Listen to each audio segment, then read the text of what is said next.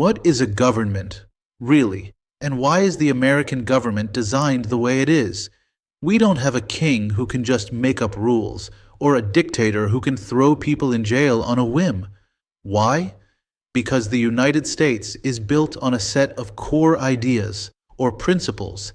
Think of these principles as the user manual or the source code for the entire country, designed to make sure power stays where it belongs. The single most important idea in American democracy is popular sovereignty. It's right there in the first 3 words of the Constitution, "We the people." This one phrase flips the whole history of government on its head. It says that kings, queens, and presidents don't have a divine right to rule. Instead, the government gets all of its power, 100% of it, from the people. The government is only in charge because we agree for it to be. This is called consent of the governed. Now you might be thinking, I have the power? I didn't decide to build that new highway. You're right. We don't live in a direct democracy where all 330 million citizens vote on every single law. That would be chaos. Instead, we have a republican form of government, or a representative democracy. We use our power to elect people, senators, mayors, a president, to go and make those decisions for us. Our consent is given when we vote, and it can be taken away at the next election if we don't like the job they're doing. To understand why the US government is so complicated, you have to understand what the Founding Fathers were afraid of. They had just fought a war to get rid of a king, and the one thing they feared most was tyranny, a government that was too powerful and would crush the rights of the people. So their entire challenge was a balancing act: how to build a government that was strong enough to protect the country and run its affairs, but not so strong that it would become the new tyrant. The first solution to the problem of tyranny is limited government. This principle states that the government is not all-powerful. It's like a genie in a bottle. We, the people, created the government, so we get to write the rules. Those rules are the Constitution. The government is only allowed to do the specific things listed in that rulebook. If it's not in the Constitution, the government isn't supposed to do it. This is the exact opposite of an authoritarian government, which can do whatever it wants, whenever it wants. So if the government's power is limited, what happens when someone in charge breaks the rules? That's where the rule of law comes in. This principle is simple, but it's one of the most important. It means everyone is subject to the law. There are no exceptions. It doesn't matter if you are the poorest person in the country or the President of the United States. If you break the law, you are held accountable. Without the rule of law, you just have the rule of power.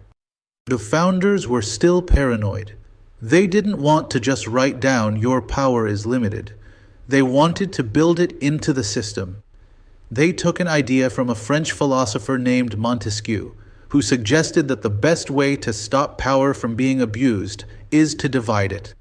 So, they split the national government's power into 3 separate co-equal parts, or branches. This is the separation of powers. The first branch, created by Article 1 of the Constitution, is the legislative branch. This is Congress. Its only job is to make the laws. Think of them as the authors of the country's rules.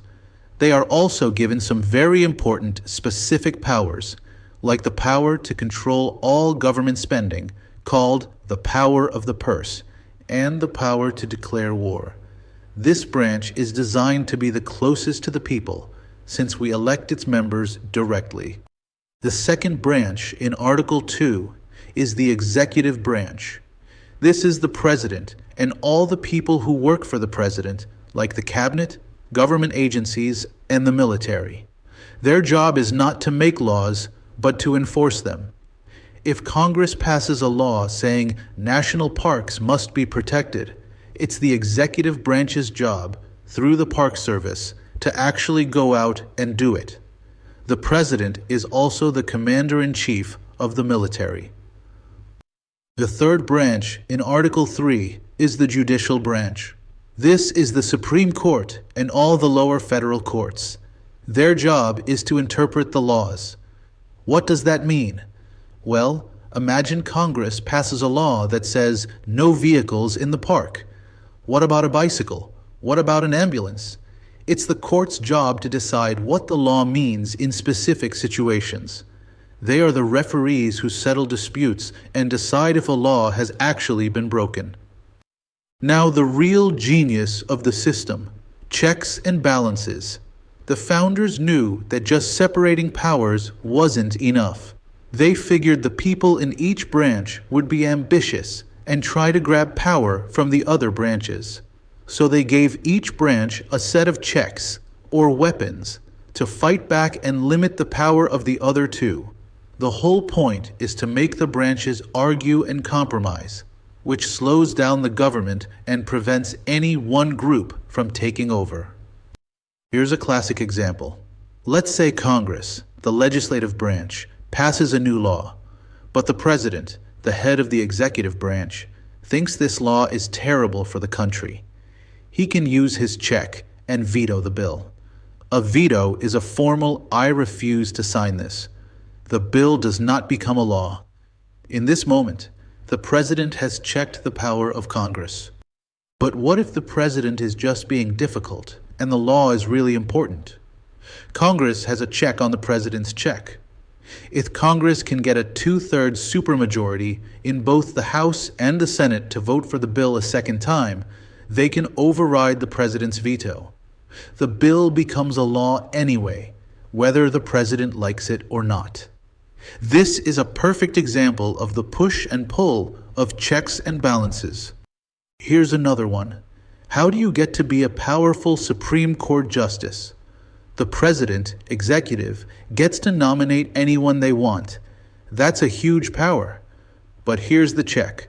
The Senate, legislative, has to approve or confirm that person. If the Senate doesn't like the nominee, they can just say no. This forces the president to pick someone who isn't too extreme and can actually get approved. What about the ultimate check? What if a president or a federal judge is breaking the law or abusing their power? The legislative branch has the power of impeachment. The House of Representatives can vote to impeach, which is like a formal accusation or indictment. Then the Senate holds a trial, and if 2/3 of the Senate votes to convict, that person is removed from office. This is the biggest weapon Congress has to check the other two branches. The judicial branch has its own superpower, and it's a big one: judicial review. This is the power for the Supreme Court to look at any law passed by Congress or any action taken by the president and declare it unconstitutional. If the court decides a new law violates the rulebook, the Constitution, that law is immediately null and void.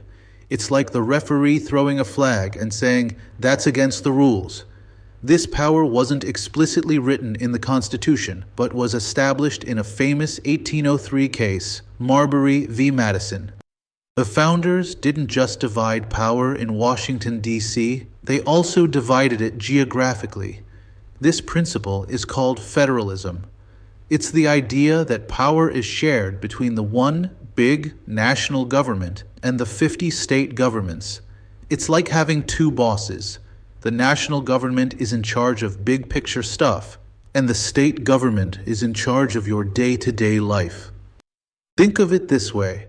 The Constitution gives the national government specific enumerated powers, like printing money and declaring war. Only it can do those things. The Constitution then reserves a whole bunch of other powers for the states, like running public schools, setting speed limits, and issuing driver's licenses. And finally, some powers are shared by both, like the power to collect taxes. This layer cake of power creates another level of protection against tyranny. So after all this limiting, dividing, and checking, why bother? The entire point of this system is to protect the final principle, individual rights. The founders believed that you are born with certain rights that no government can or should ever take away. They're natural or inalienable. To make sure, they added the Bill of Rights, the first 10 amendments to the Constitution. These guarantee your freedom of speech, freedom of religion, the right to a fair trial, and protection from government overreach. These 7 principles aren't just boring history. They are the active rules of the game that shape every political debate you see on the news today. They are the why behind the American system. The founders didn't create a perfect system, which is why they use the phrase, a more perfect union. They knew this system would need constant work, debate, and participation from you, the people, to keep it in balance and protect our rights.